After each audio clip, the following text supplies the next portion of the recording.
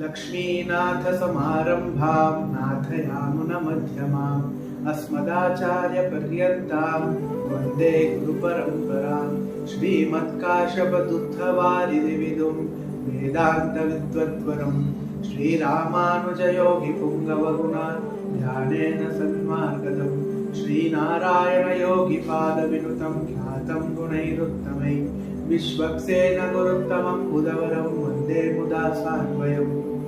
श्री लक्ष्मी नारायण भगवान की जय। सबको प्यार भरा नमस्कार। वीक्षकों, आज हम एक बहुत ही रोचक टॉपिक के ऊपर डिस्कशन करने जा रहे हैं। वो है भगवान श्री लक्ष्मी नारायण के अर्चा अवतार के बारे में। तो आप सबको अर्चा अवतार शब्द सुनकर आश्चर्य हो रहा होगा कि अर्चा अवतार है क्या। हमने तो भगवान के दशावतार के बारे में सुना है, भगवान के 24 अवतारों के बारे में सुना है, पर ये अर्चा अवतार है क्या। दोस्तों, अर्चा अवतार की कहानी बहुत ही रोचक और मनमोहनी है। तो आइए इसके बारे में बात करें।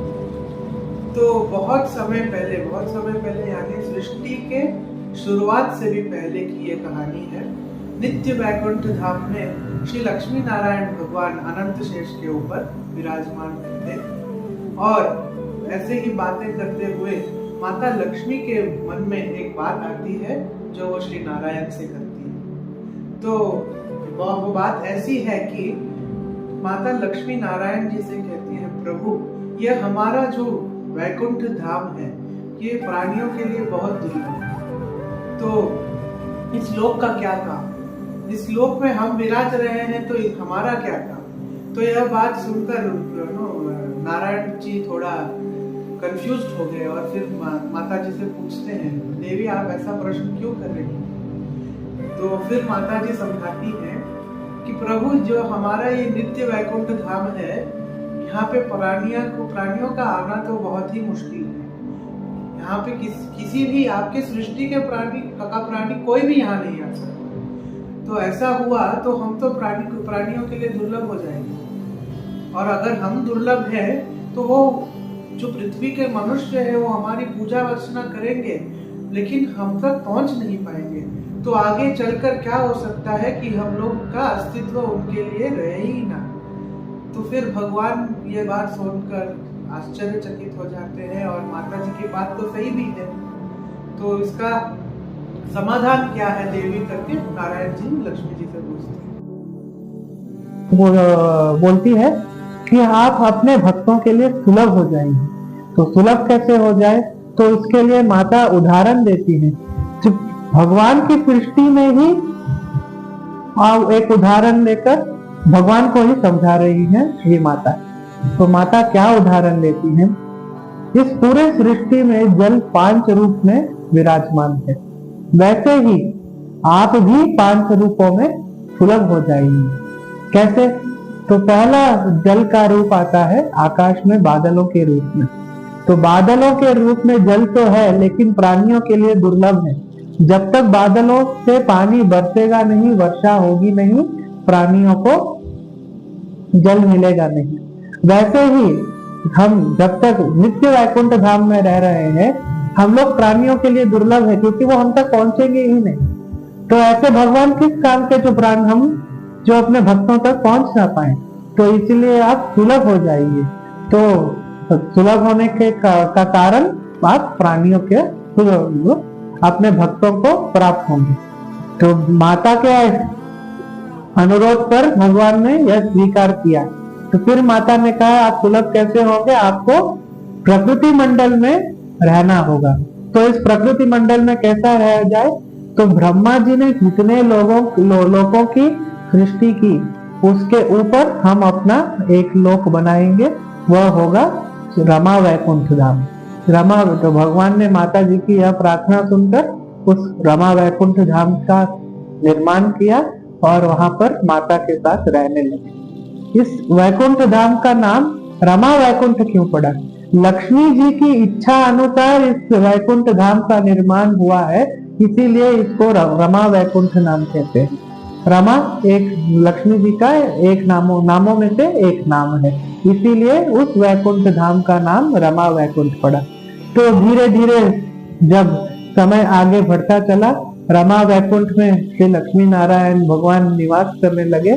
तो वहां पर शंकर, ब्रह्मा, नारद, सनकादिक अनेक मुनिगण, अनेक देवतागण आते जाते रहे। यह सब देखकर माता को फिर से शंका हुई मन में कि ये तो सिर्फ कुछ लोगों के लिए सीमित रह गया, यह हमारा रमा वैकुंठ धाम केवल इन कुछ लोगों के लिए सीमित रहकर रह गया है, बाकी प्राणी यहाँ पर भी नहीं आ पा रहे हैं। तो यह शंका लेकर फिर से वो माँ श्री नारायण के पास गई और नारायण भगवान को कहा, भगवान आपको इससे भी सुलभ होना पड़ेगा। और इससे सुलभ और कैसे हो?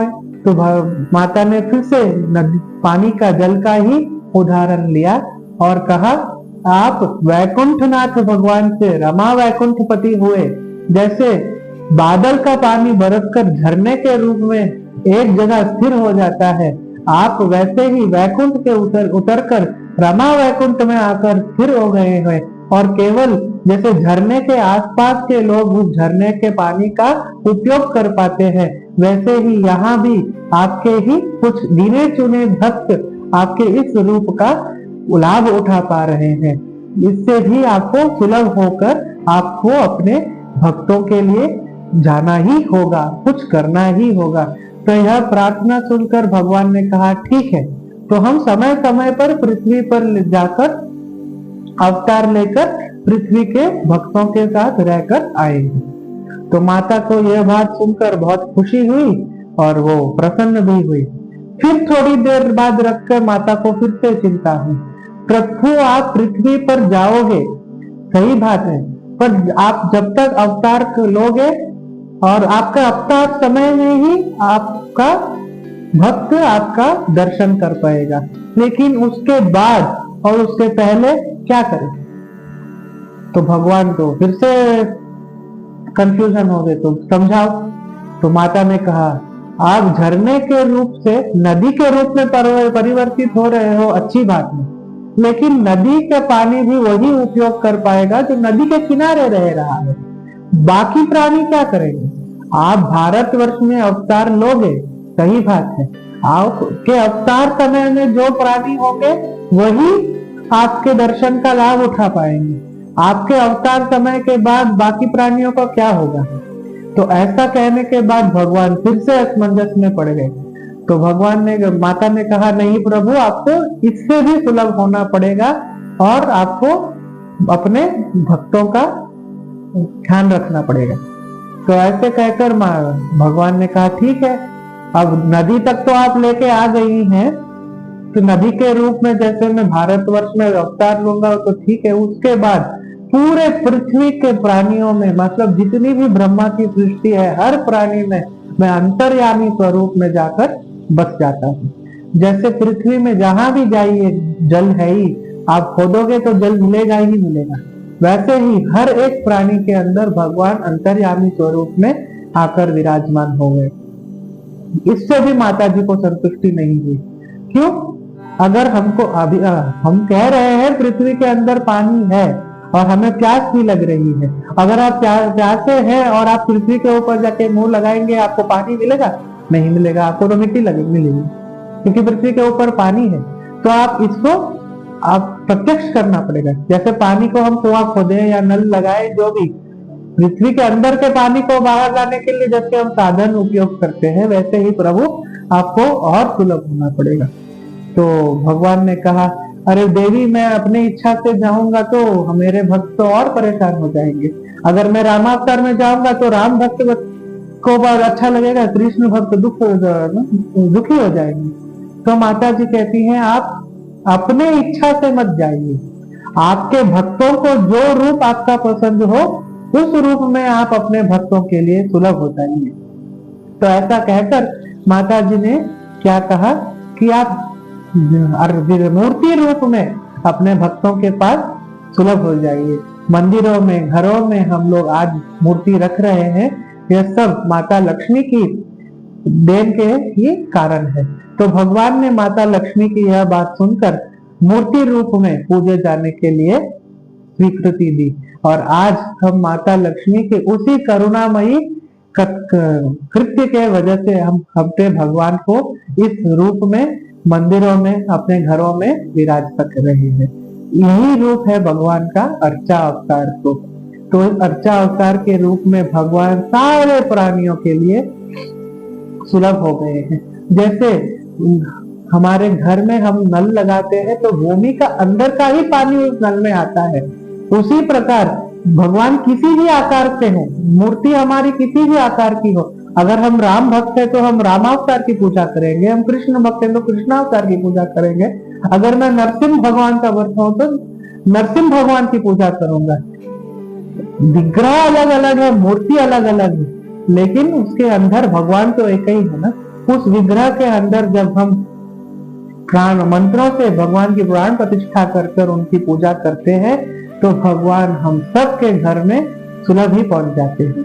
और उस मूर्ति के रूप में भगवान हर एक प्राणी के लिए सुलभ है, चाहे वो मच्छर हो, कठमल हो, इंसान हो, जो भी हो, उस मूर्ति का स्पर्श कर सकते हैं, उस मूर्ति का हम अलंकार कर सकते हैं।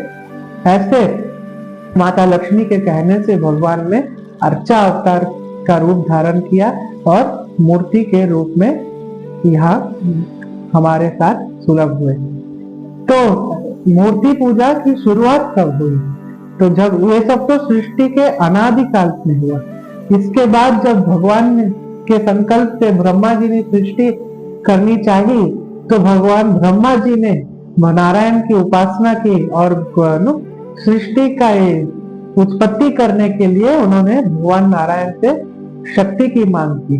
तो नारायण भगवान ने कहा कि शक्ति ऐसे बिना पूजा पाठ के नहीं मिलेगी, आपको मेरी पूजा करनी पड़ेगी। तो ब्रह्मा जी ने हर्ष स्वीकार किया और भगवान से आग्रह किया कि आप विराजमान होइए तो मैं आपकी पूजा करूं। तो भगवान ने कहा मैं ऐसे विराजमान हो तो जाऊं, लेकिन तुम्हारे जैसे अनेकों भक्त हैं मेरे, तुम यहाँ पर मेरी पूजा पाठ कराते रहोगे मेरे को बिठा के, और अगर मेरा कोई तुमसे भी और श्रेष्ठ भक्त निकल आया और उसने मुझे पुकारा तो मुझे तो तुरंत भागना पड़ेगा, तो तुम्हारी पूजा तो अधूरी रह जाएगी। तो यह बात सुनकर ब्रह्मा जी थोड़े चकित हो गए। तो उन्होंने इसका सलूशन मांगा भगवान से। तो भगवान ने कहा मूर्ति बनाकर पूजा करो, मूर्ति बनाओ, उसकी प्रतिष्ठा करो, उसमें मेरा आवाहन करो और पूजा करो, उसके बाद तुमको शक्ति मिलेगी तो सृष्टि करो। तो भगवान से ब्रह्मा जी ने आग्रह किया कि आप स्वयं ही अपनी मूर्ति मुझे प्रदान करें। तो जैसे भगवान श्री लक्ष्मी नारायण नित्य वैकुंठ धाम में विराजते हैं, उसी रूप में भगवान ने अपने आप को एक विग्रह के रूप में परिवर्तित किया और ब्रह्मा जी को सौंपा। तो वो ही विग्रह है श्री रंगनाथ स्वामी। तो श्री रंगनाथ स्वामी ने श्री नारायण ने श्री रंगनाथ स्वामी जी के रूप में ब्रह्मा जी से अपनी पूजा कराई और इस पूजा के बाद ब्रह्मा जी को शक्ति मिली और उन्होंने सृष्टि का सृजन किया। तो आगे चलकर यही श्री रंगनाथ भगवान मनु के यहाँ पहुंचे, ब्रह्मा जी से मनु के यहाँ पहुंचे और राजा मनु के से लेकर श्री राम तक अपने सूर्य वंशज के राजाओं के पास रहकर उनके कुल देव के रूप में उन्होंने पूजा स्वीकार की। और त्रेता युग के अंत में जब विभीषण को भगवान श्री राम ने श्री रंगनाथ भगवान को सौंपा और विभीषण जी लंका ले आने लगे, तो आज के तमिलनाडु में श्रीरंगम नाम के जगह पे आज भी हम उस रंगनाथ भगवान का दर्शन कर सकते हैं। तो वीक्षकों, जो रंगनाथ भगवान श्रीरंगम में है वो दुनिया की सबसे पहली मूर्ति है और उसे किसी भी मूर्तिकार ने नहीं बनाया, उसे स्वयं भगवान ने प्रकट किया है। और चतुर्युगों में ब्रह्मा से लेकर श्री राम तक वो विग्रह पूजा गया है और आज हम सब उस विग्रह का दर्शन श्रीरंगम में कर सकते हैं। तो यह कुछ जानकारी थी अर्चा अवतार के रूप की और भगवान की मूर्ति पूजा के रूप में। मंगलम कौशलेन्द्राय महनीय गुणात्मने चक्रवर्ती तनूजाय सार्वभौमाय मंगलम। जय जय श्रीमन नारायण, जय सीताराम। सबको प्यार भरा धन्यवाद।